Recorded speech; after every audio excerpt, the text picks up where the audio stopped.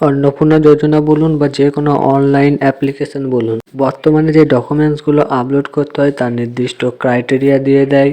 যেমন এরপরে ভোটার কার্ডটা দেখছেন, এই ভোটার কার্ডের ফ্রন্ট এবং ব্যাক আপনাকে একসাথেই অ্যাড করতে হবে। এবার ধরুন আপনি ফটো তুললেন তো করার সময় তো আপনার দুটো পেজ হয়ে যাবে, একটা ফ্রন্ট একটা ব্যাক। যেই ফটোটাকে তুললেন সেই ফটোটাকে এবারে কিভাবে আপনারা একটা ফটোতে মার্জ করবেন তা দেখিয়ে দিচ্ছি এই ভিডিওতে। মাত্র 1 মিনিটে ফোনের মাধ্যমে আপনারা করে নিতে পারবেন। তো যে কোনো অনলাইন অ্যাপ্লিকেশনে এই ধরনের ডকুমেন্টস করে নেওয়াটা সবথেকে আগে জরুরি। তাতে আপনাদের অ্যাপ্লিকেশনটা খুবই স্মুথ এবং তাড়াতাড়ি হয়ে যাবে।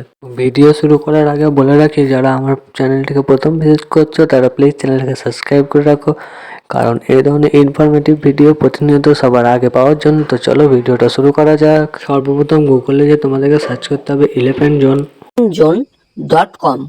এই 11zone.com এর প্রথমটাতে ক্লিক করার পরেই যে ওয়েবসাইটটি আসছে, একটু জুম করে আপনাদেরকে দেখাচ্ছি। এই 11zone এখানে ক্লিক করবেন, করলে এই বাঁদিকে একটা 3 ডটস দেখতে পাচ্ছেন, এখানে ক্লিক করে যখন নিচের দিকে আসবেন, নিচের দিকে এলে ইমেজ মার্জ অপশন পাচ্ছেন। দেখুন এখানে অনেক রকম কাজ করা যায়, তার মধ্যে এই ইমেজ মার্জে ক্লিক করবেন। এক্ষেত্রে ফ্রন্ট এবং ব্যাক দুটো সিলেক্ট করার অপশন দিচ্ছে। তো প্রথমে ফ্রন্ট সিলেক্ট করে নিতে হবে এবং তারপরে আমরা এখান থেকে ডান করে ফন্টটাকে সিলেক্ট করে নিয়েছি। এবার ফ্রন্টের যে সাইজটা আছে সেটা আমাদের প্রয়োজন অনুসারে কতটা রাখতে চাই, কতটা কেটে বাদ দিতে চাই, সেভাবে আমরা সেট করে নেব।